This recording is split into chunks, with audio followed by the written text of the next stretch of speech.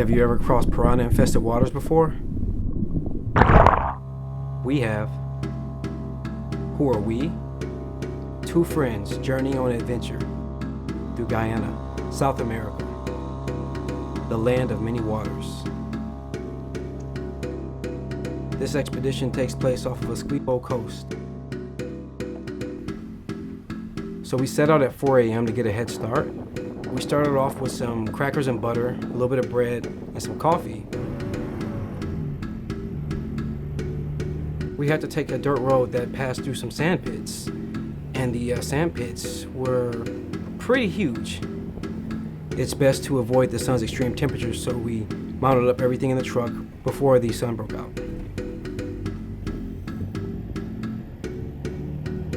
Chip and I had wanted to go on a trip like this for the past. We've always wanted to do this trip, and this is something I felt would be a good experience for both of us. We have no idea where we're going, except we're going into the bush. It was recommended for us to have the bug spray, long boots, and long sleeve shirts. The bush is a place that is in the jungle. That's why they call it the bush. There's bushes. And pretty much it's off the grid from normal civilization. It's not a very common place for public activity. There are wild animals, many diseases, hunters.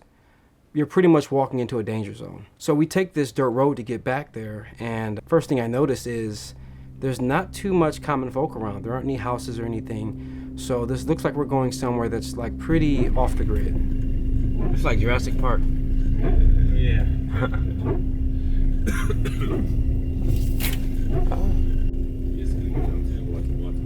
So it gets darker, a little more gloomy as we're driving through, and there's all sorts of branches and things hitting the vehicle. And then all of a sudden, Romain points forward and he says, look up, check up ahead. This is it. So here we are, we're approaching the waterway where our boat's supposed to meet us. And I see a little canoe down there. And I'm thinking, okay, well, our boat guy's supposed to be meeting us, so that can't be our boat. That thing, how is that gonna hold all these hundreds of pounds of gear as well as 6 people?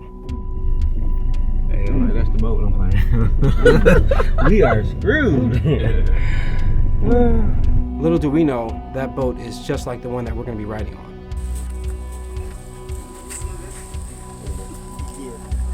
Hammock? It didn't really make a difference because it was still looked like a little canoe. Man, we really moving this stuff. So Godfrey and the rest of the crew are grabbing the gear at this point, and they're gonna mount it up. So then Chris hands us our lawn boots, and we're thinking, oh, maybe we have to put them on. I'm like, well, we're getting ready to get into the boat. We're gonna be in a big body of water. We're gonna be walking on a lot of water and mud and stuff. So I put them on.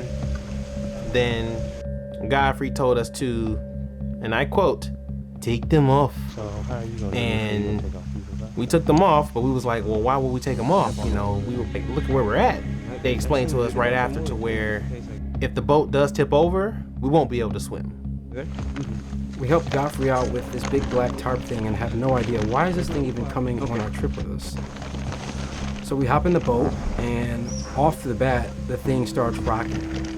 And that's just with Chip, myself, and another crew member in there. Oh yeah, they did.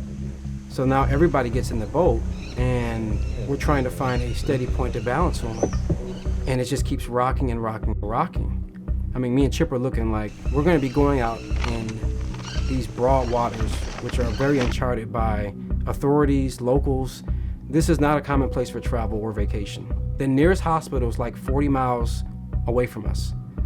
If anything happens, we're screwed. So we move stuff back there. All of our safety lies in the hands of our crew. We asked one of the guides, are we good? Is everything set? Do we need to readjust? Do we need to put any gear in different spots? Move some stuff to the back, put some more stuff in the front? But he was like, we're good, man. So I'm like, okay, all right, cool. I look at Zay, and he looked at me and was like, okay, man, this is the last go. So I asked him one more time. We in a good spot, right, Chris? You want us to move around? Anything? I didn't know if you want one of us back there, one front, whatever. And the engine turned on. So it's piranha water. We've got no life jackets. The nearest hospital is like 40 miles away from us. We either turn back now or we keep going. Oh, for dear life. That's it now. This is something we've always wanted to do, so we just hold on tight, buckle our seatbelts. This is what we came here for. Let's do it, man. No turning back now. Like I just said, that's why it was rocky. Once we just kept going, it should be going straight. We had no idea of the type of journey that it took to get to the bush. We thought it was just gonna be a simple, oh, we just drive here, get out, and bam, we're there. No, we went on one hell of a journey to get there.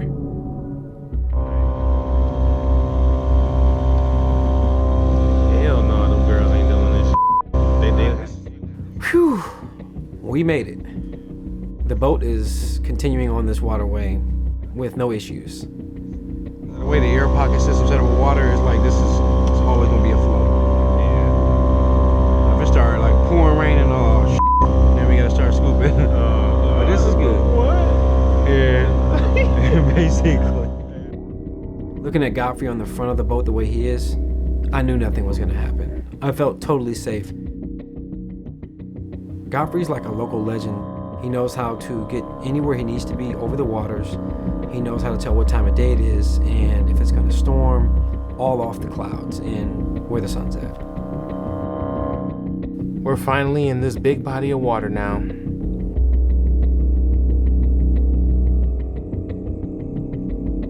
Our cell phones don't got no signal. Can't call nobody, no messages, no nothing. So this is the real deal. We are out here now. So to me, because I'm a gamer, look like some RPG stuff.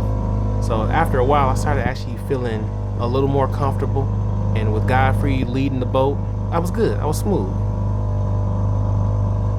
And then at last, we finally pulled up to the destination. And boy, when I say we was relieved to finally get here, we was relieved. So as we approach the island, I see all sorts of bird and flock, chickens running around, and I even see a couple dogs. And the funny thing is, they were in harmony. They were all coexisting.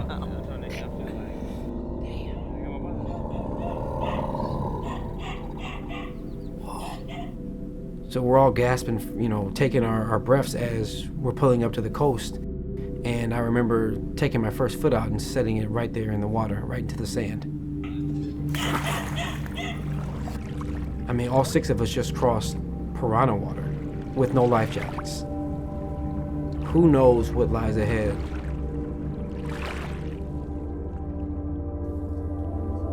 While we were sitting there gawking, the crew begins unloading the boat, so we decided to go ahead and give them a hand. We started getting all the gear off the boat. And there's a black tarp that we still didn't know what it was for at the time. Took that off. Godfrey was telling us to come with him. We were basically going to go meet the captain of the island.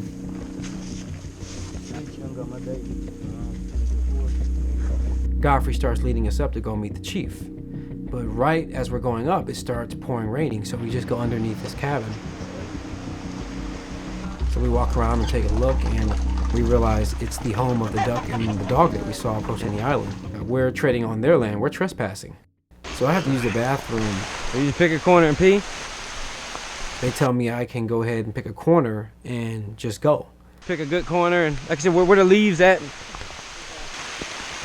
Woo! Oh, Oh my God. It was quite exhilarating, wondering if a jaguar was gonna jump out or you were gonna get speared by a hunter. Or we can go to the outhouse. When you use it, you actually feel like you done fought off some monsters or something. Like you actually feel like, man, we just used the outhouse. And that was terrible, man.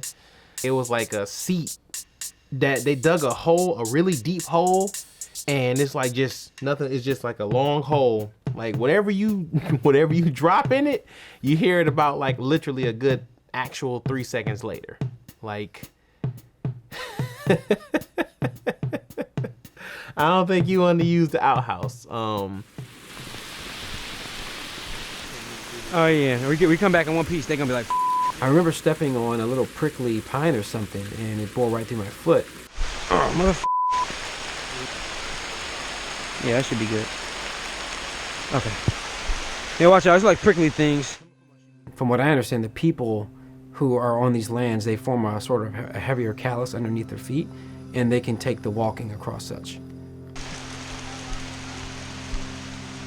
So I limp back, and we finally head upstairs, where we meet the captain. In the meanwhile, Godfrey prepares some watermelon and fruit.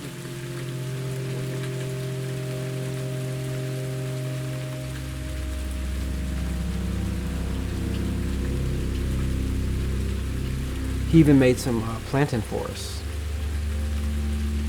The plantain is like, it's like a banana, but it's not sweet, but it's a lot thicker, and it has a thicker texture too.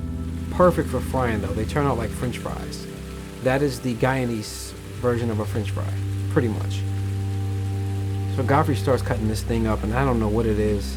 I find out later it's a owaru, and this little orange thing is good for oils. You can actually put it on your skin and your face, when the sun's beaming down or whatnot, and I actually did that. We go out back with Chris, our guide, and he's feeding fish, and we're just taking a moment to ourselves, reflecting on the fact that we just crossed piranha water and made it out alive. And we did so without life jackets. I don't know what we were thinking. And I'm just like reflecting on, man, I mean, this is still the beginning, but I'm like, we really crossed these waters right now. Like, we're here, we're on this island. And I even crossed with an open wound. Like earlier, I hit my bed that previous night. It was pretty bad when it first happened, but it was bleeding, and if the boat had tipped over, my ass would have been grass. For real, for real. It didn't register to me until after we got to the destination, like, oh shit. Like, I forgot I had that. If we would have went capside, them piranhas would have swarmed to us. Let alone we made it across in this old, World War II battleship lifeboat. I'm very surprised and just amazed myself that this thing can make it across these waters. So we're making ourselves at home and just getting a feel for the island. And then Romain calls us up and says, hey, I'm gonna make a juice for you guys. And we see him putting his hand in a bucket and smushing the peels of a pineapple. It looked kind of good, but the whole time I'm looking like, oh man, we using raw hand to do that? There's no other way to do that. But it actually turned out really tasty when you get past with him, using the hands. Like, ooh, we don't do that at home. Nevertheless, it turned out to be quite a beverage. They use old cast iron skillets, which probably weren't bought at least in the past 30 to 50 years. I would go as far as to say they're old school, but they use it to fry the plantain and other items or whatever in there. So we were eating that pretty much throughout the day, so it wasn't really heavy. Items throughout the day is fair. You know what I'm saying? Like I did like an hour and a half later, eat watermelon, somebody a couple of hours, 2-3 hours later. It's not like just big dinner plate meals. It's not so. I get it now. They don't. Less processing going on. Romain takes us out for our first walk in the bush. We're basically keeping an eye out for any type of wildlife we can come across, any animals or bugs or anything like that. We are on dangerous grounds. From what I understand, there are jaguar, tarantula, all sorts of weird creature and even plant species that can harm us. Romain and Chris have cutlasses, and they're going to use these cutlasses to cut our way through where we're going.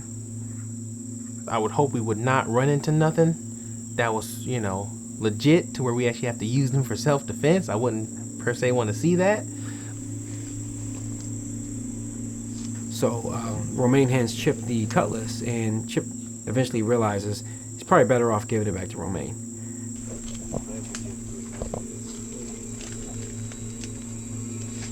We're climbing through, and there's tree everywhere. And I'm wondering if there's spiders in the trees and bugs, so I'm extra cautious about what I'm doing. Romain told us to be quiet, but we didn't know why. I think he saw something, but we was trying to see where it was at. So we see Romaine pointing off in the distance, and he's like, "Shh, come up close, shh, keep it down." And we get closer to whatever he's looking at, and then I say, "Why are we getting closer to this thing if we don't even know what it is?"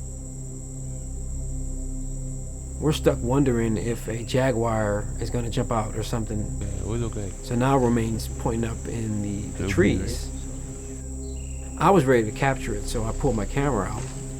And I'm keeping my distance, following around Chris while he's, trying to get a better angle at it. My guess here is they're going to rattle the tree or to get whatever it is to come down or show itself. He tells us to look up. He says, Blackie, Blackie. What's that?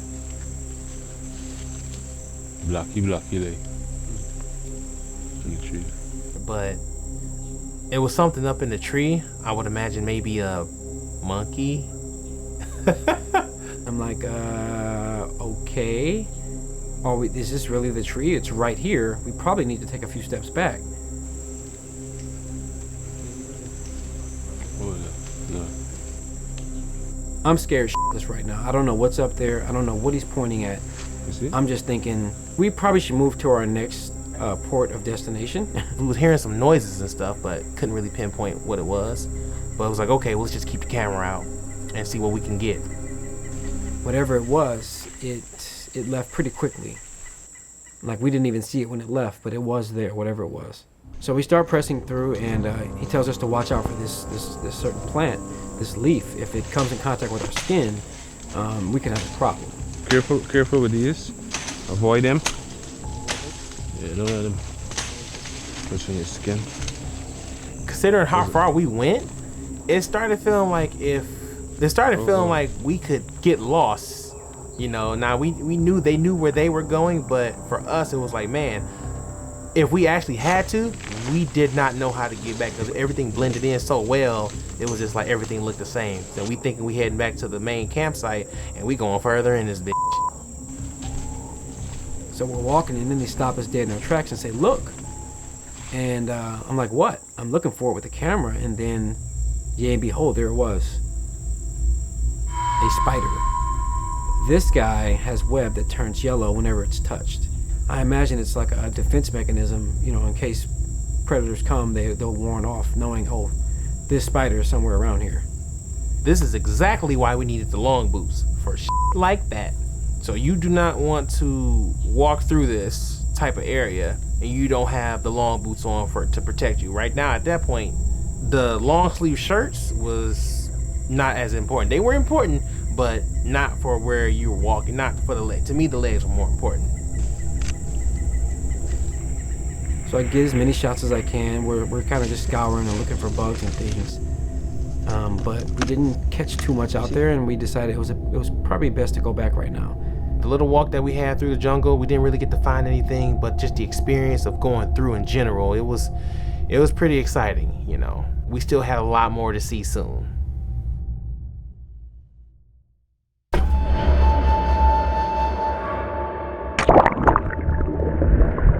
And now we got to get ourselves some bait. Fish bait. These are the fish that swim in these waters. These apparently are the bait that we need. What we needed to do, we needed to get some bait. And those little fish, that's the bait we're going to catch.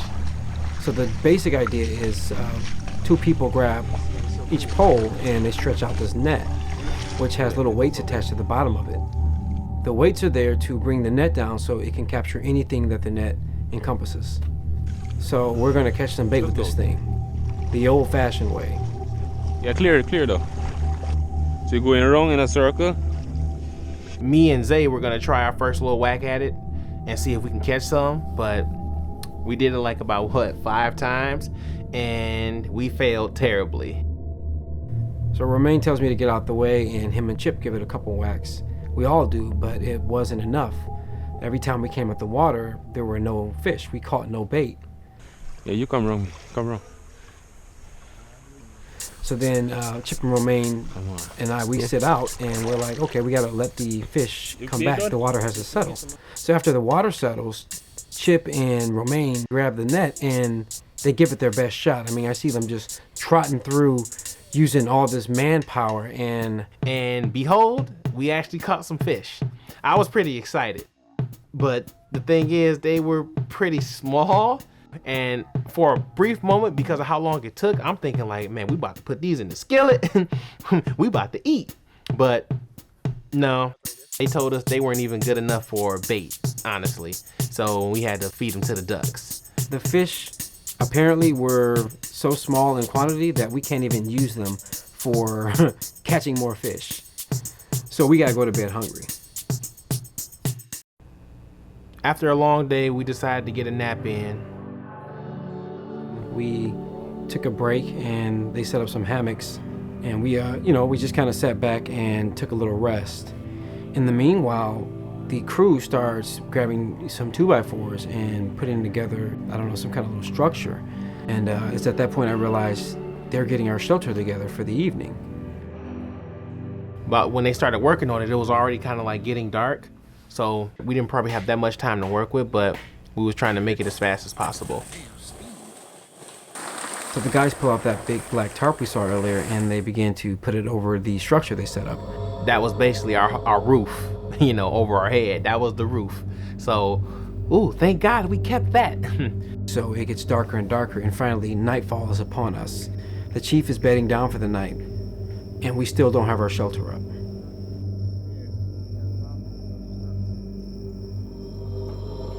Godfrey makes a fire for us in the meantime, and he begins wanding it, and the fire just shoots right up. I mean, he literally just wanded oxygen onto it, and the thing lit up. He just started fanning it, and it's just like, it's pretty cool to see and see it in person too, at that. Meanwhile, the crew is still hacking at the shelter. We'll bring this side from middle now. We'll bring to come this side. I see they've got some 2x4s put up, and they've got this tarp-like setup going on. But that's only one method to the madness. We have to see if this thing's gonna hold up our weight. So we start to take down our hammocks from the trees, and me and Chip were going to get our hammock, the hammock he slept on earlier, and then right dab smack where my hand was at was a big ass tarantula. Zay was like, don't you move, give me your arm, and just let me do what I'm doing. I said, okay. I said, what's up? And he said, he pointed, and I look, and I'm like, oh, shit. I'm like, well. So at that point, we just let the guys take the rest of that shit down. I'm like, you know what? Let's let the experienced people do this. That was on the tree that Chip was laying up under earlier. Like, he was this close to danger and didn't even know it. Thank God it never came down. So we hand our hammocks over, and they started to tighten them up. These guys are just experts. I mean, they know exactly what they're doing. So I see them getting down the final adjustments as they tighten things down. And Godfrey seems pretty calm about it. It doesn't look like he's bothered at all that this thing might not work.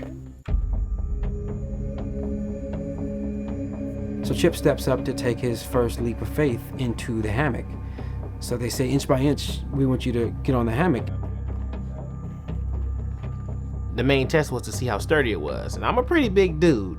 Not to mention I was the biggest guy there. So I wound up sitting down first. Godfrey had me sit down. He was like, sit. And he's going down, and we hear it creaking, but nothing happened. It worked. It was actually able to hold his weight. Okay, first test was good. So he's sitting down now, and they say, okay, well, we need you to do some bouncing to test the durability of it. Give it a little shake. And it works. So now we've got one more test. Now we've got to see how it is for him to lay down on it as well as everybody else in their hammock. So everybody gets in their hammocks, and Chip lays down, and the structure is holding up. And success. We had a place to sleep, because if that didn't work and we had to hook them hammocks back up to the tree, I ain't gonna lie, I was gonna have to sleep with the captain. And we actually have the shelter up, and we'll all be able to go to sleep tonight. Coffee's made, and we get some crackers with some butter to kind of relax ourselves for the evening. Because we didn't catch any bait, this is gonna be our dinner for the night. And at that point, we called it a night.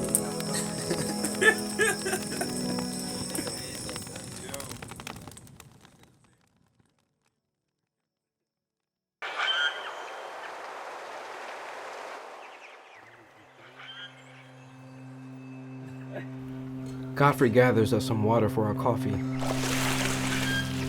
Here in Guyana, it's very important that we wake up before the sun rises for just about every activity. I have to admit, like, I really like how morning time looks at this hour.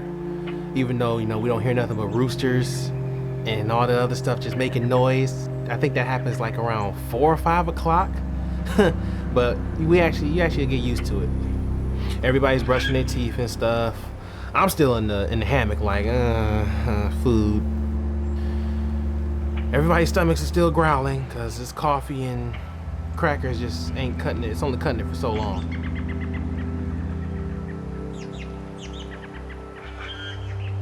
As we're drinking our coffee, it just starts raining out of the blue. So from what I understand, our fisherman was gonna go out and get us some fish. But because of the rain, the water may be a little unsettling and he may not be able to fish right now. At first, I didn't think the rain was gonna be an issue due to the structure we set up. I'm like, okay, we're good. This thing's working. But then I start to notice there's like these little leaks and we realize this is gonna be an issue. So while this is happening, we're sitting back looking like sitting ducks and the crew begins to start to handle the issue. Water pockets can form on the tarp, so it's very important that we work together to push the water down off the tarp back on the ground.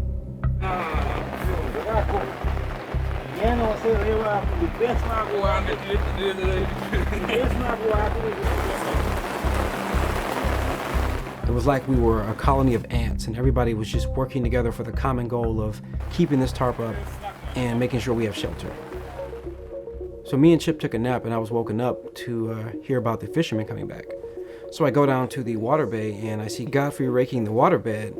After all, this is where we bathe, brush our teeth, and wash our dishes. So we want to make sure the water is relatively clean. So I look in the distance and I see the fishermen coming back. So apparently the fishermen went out to get us breakfast.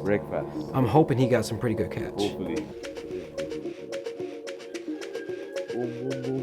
So the boat pulls up to the coast and me and Romain rush over. And I'm looking inside and I see all these fish. And to us, they're known as piranha. The locals actually call them wobbly. So I rush back to get Chip. I'm like, man, there's piranha. Let me go get Chip. Show him the piranha. You want to see the piranha? They caught some fish. It's like 7:36. He left earlier and went fishing. Just don't put your hand out, you can bite it off. And what do we see? Finally, our first real meal. That's the piranha. But they call them, what they call them instead of piranha? Those fish? Yeah. Wobbly. Wobbly. Hey, check this one out over here. The long one. See the mouth? Huri.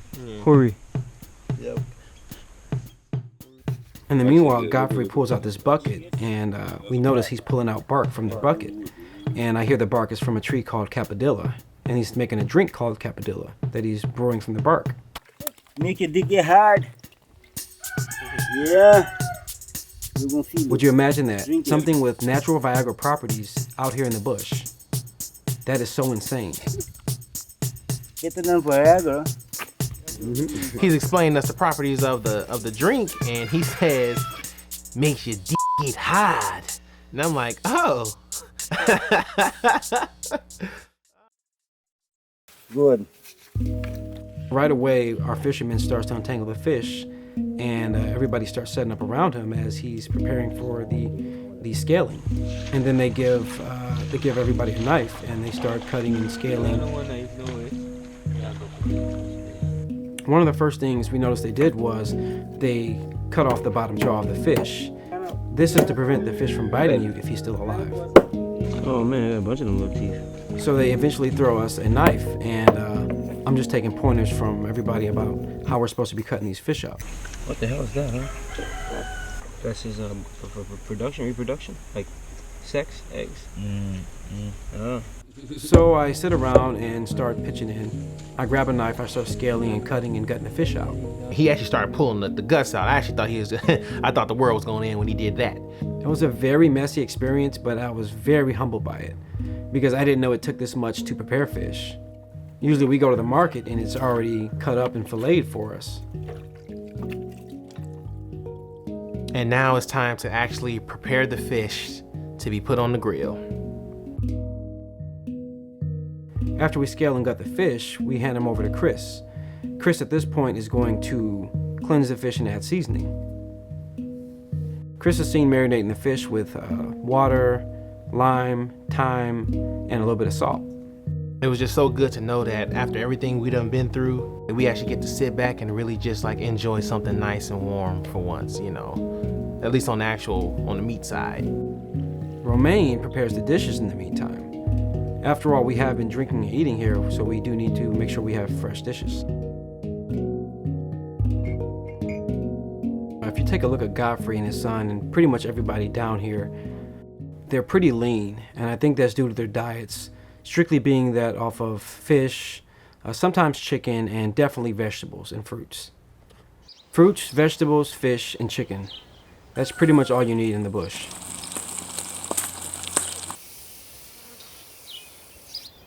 They use a method of steaming the fish by pouring water onto the fish while they're wrapped in foil. And they put this sheet of metal over it where the fish continues to steam.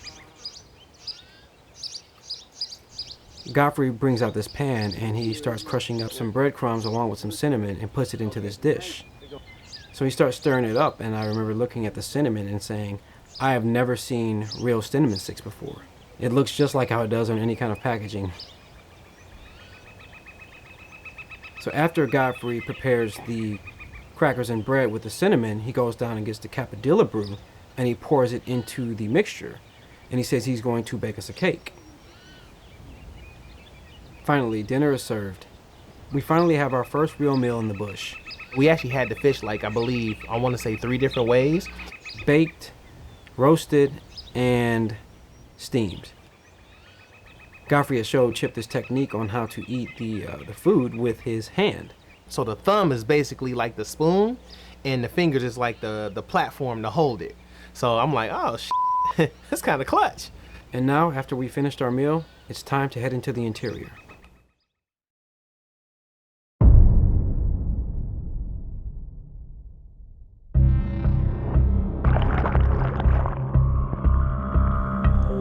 Today's a big day for us. We just had our feast, and now we're heading out further into the interior with Godfrey and the crew. We're told that there are water dogs to the first destination we're going. A water dog, from what I understand, it looks like a dog, but it swims underwater. Godfrey says that these water dogs can swim up to 30 minutes underwater while retaining their breath to catch prey and bring it back on shore where they eat it. We wound up seeing our fisherman guy, and he was sitting on the end of the boat. And we're sitting here thinking, like, the hell is he doing? Like, is he trying to show off or some shit? And then they tell us that this is a fishing technique to catch the fish and not scare them away. It's a lot of things that they do that may seem or look weird, but it's for a really, really good reason. The boat fills up with a little bit of water, but that's not stopping us. We've come too far. Everything is in Godfrey's hands now. He's the captain of this voyage. This is a very normal thing for him to travel out into the interior. I even heard one time Godfrey stayed in the interior for 1 year.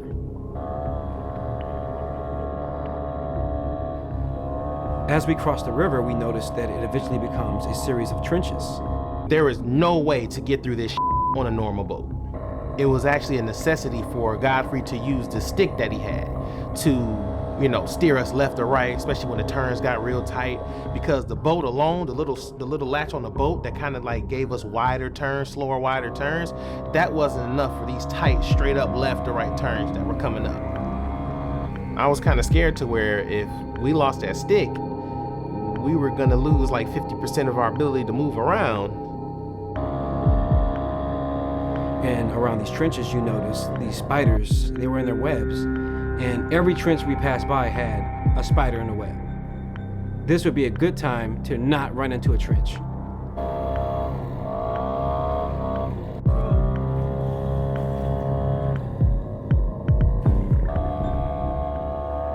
So I see Godfrey looking up as if he sees something, and I noticed there's a coast for us to barge.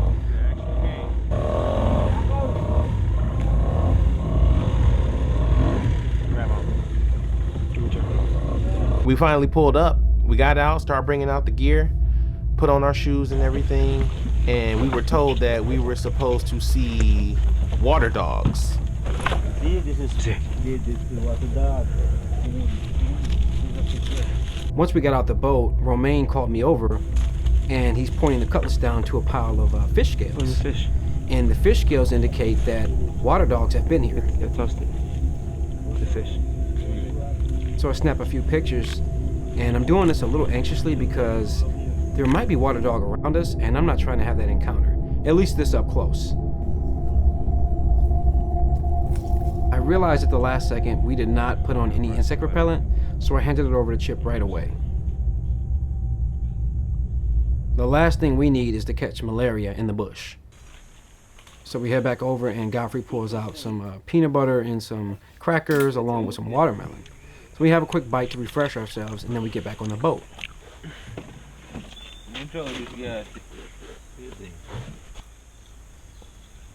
So they refuel, and as we're backing out, we noticed we were going a little bit too fast, and we knocked right into a patch of land. Here we go. And this scared the shit out of me.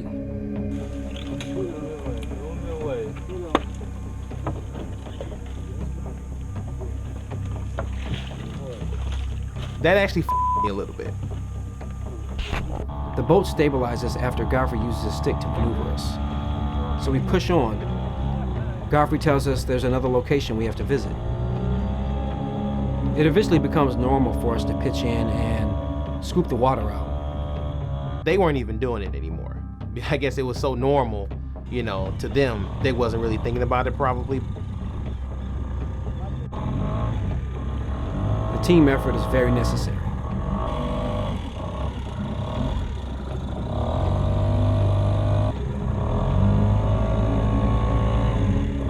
So now I'm noticing all these trees are halfway in the water, which indicates probably the water level has risen. This is probably the most uncharted part of territory we'll be on. Then we passed some trees, and I could hear the birds up in the trees, and they were just screeching and cawing, and I believe it was sort of like an alarm system for the jungle. That's what it sounded like. It sounded like these birds were alarming the jungle of us coming. That's yours, huh?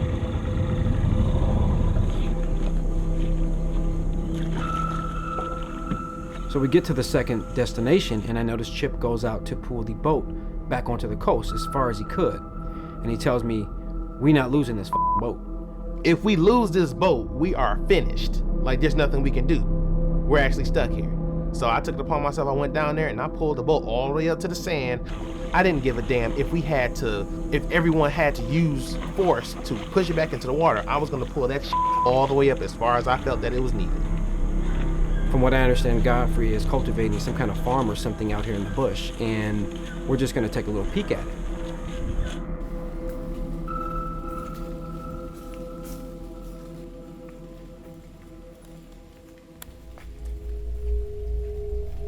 I don't know what's gonna pop out. I'm just glad that Godfrey's leading the way. He wound up stopping and he turned around and we didn't know what was going on. He was like, no, turn around, we leave. And we looking like, well, what's up? What's going on? So right away we turn back, and he's explaining to us that there were some storm clouds that he saw nearby that could be a problem. And by the time we got to where the boat was, the clouds were really dark. A little bit, you could feel light drizzles of rain, and you could feel a little bit of wind picking up. So it was like, oh shit, the weather's getting bad. That's why we turned around. So we hop in the boat and we push off the coast. Now we've got to get back, pass through a storm, and do it all before nightfall. Because once it gets dark, Godfrey may not be able to show us the way back.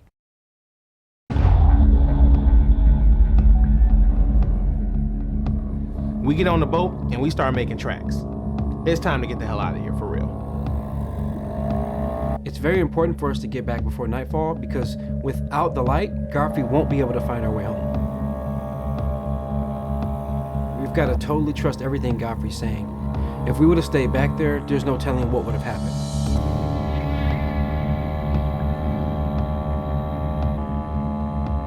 The whole time I'm like, man, please don't let this stuff pick up. Come on. And then it's getting dark too. It's damn near almost nightfall, and we're barely halfway there. But the way that the weather's looking, it's just not looking good no matter which way you look at it. As the sky grew darker, we started to catch a little rain. There was like drops of rain hitting us, and that indicates, yeah, it's about to storm. We need to get some pep in our step. I noticed Pingo puts a rag over his head to prepare for the rain. So as it gets darker, we noticed raindrops start to come down. Just a little bit of drizzling, but it is a concern because if it picks up, then we'll have to scoop all this water out and we might not be able to do it fast enough. Now the rain is picking up, and now it's starting to get a little serious. Me and Chip are scared shitless. I mean, we could handle everything from getting onto the boats, going into the bush, and now we've got to get back out this thing with a storm brewing. Thinking back of just how Godfrey just had us abruptly turn around, I just knew that this just wasn't a typical weather change. This is going to be something potentially pretty bad. So I'm looking up in the sky, and I didn't see it before, but I noticed it now. Not only was there a storm cloud approaching, but there were two. So we've got to pierce between both of these and come out unscathed. This is going to be quite the task. Godfrey steers us through the first storm, and we avoid it.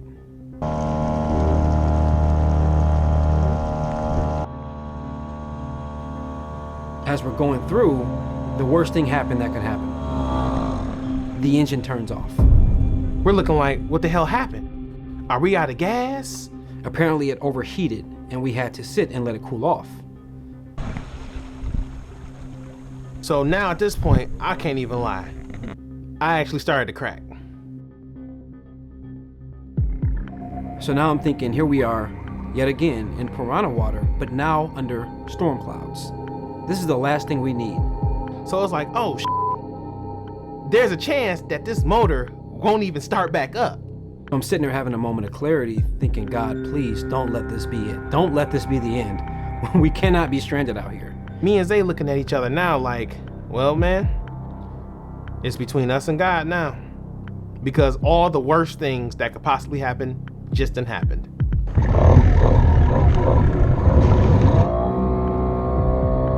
Luckily, the boat engine turned back on, and we're back on our way. Oh my God, was it such a relief of hearing that thing turn on. You can sense the tenseness in our crew and notice that everybody's pretty anxious to get back. So we're all looking forward to getting back home tonight because we're not trying to set up shop in another uncharted part of the bush.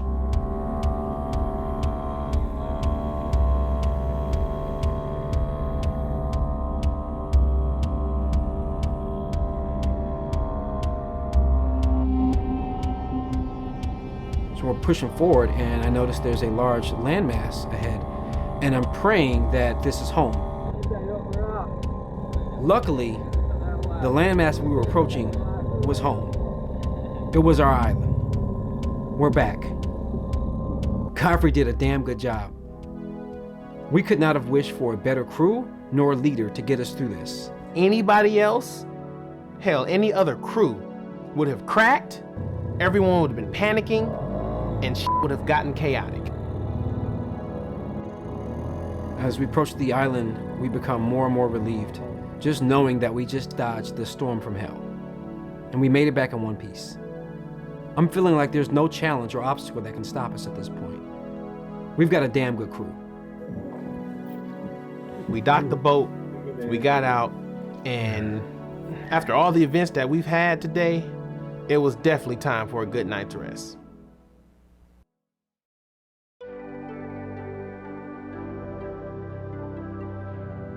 It's our final day. Today we pack up and go back home. We learned a lot of things from our crew, especially Godfrey. I learned how important teamwork was on this trip, how important it is to stick together and keep your cool. There are a lot of things that people take for granted, such as the ability to cook or travel, and let alone turn on a light switch. Here in the bush, those things you actually have to work for. You have to put forth some physical effort to go about surviving in your everyday scheme of life. There's a saying that some people say to where they'll be like, walk a mile in my shoes. We walked a mile in their shoes. And we passed that shit with flying colors, if you ask me. Being here in real time just made me realize and understand that we have the luxury to hop in cars and, not even walk a few minutes from where we live at to get groceries, to get food, other little basic necessities. And here in the bush, you can't do that. You have to go and hunt. You have to know how to hunt. You have to have the mind state and the mentality to really make it out here. I'm not gonna lie. If you ask me, if you can make it here, you can actually make it anywhere.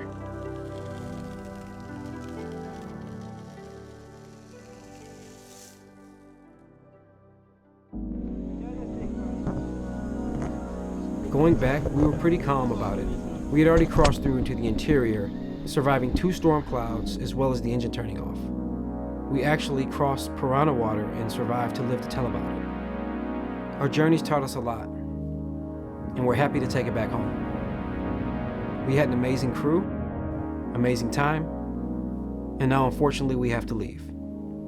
While I'm really relieved that we're finally heading back, I'm actually kind of sad too, because there was another part of me that was really enjoying this. Like really enjoying this, for real, for real. And, that's getting ready to be gone.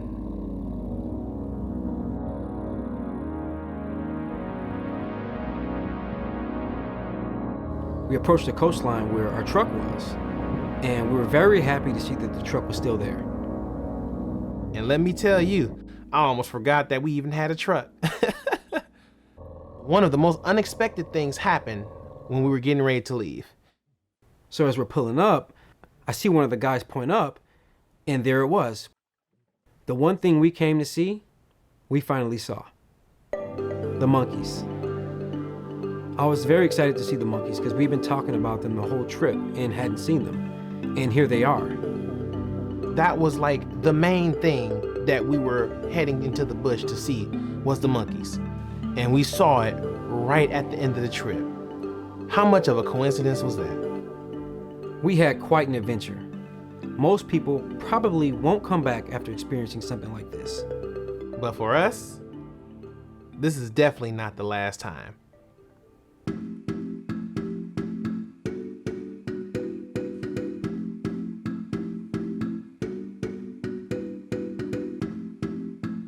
We took a long dirt road that, damn, give me one of them beers.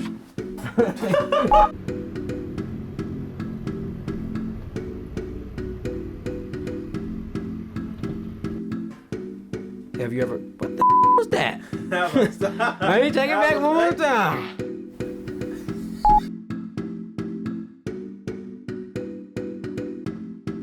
The boat stopped and we was like, what are we gonna do?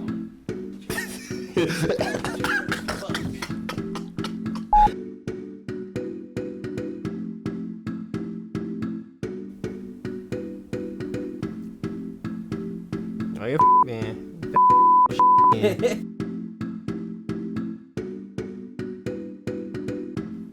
But that wasn't going to help, because now we're traveling through something that looks like Jurassic Park. I mean, at any moment you're thinking a dinosaur is gonna jump out at you and just tip the vehicle over. It's gonna be crazy.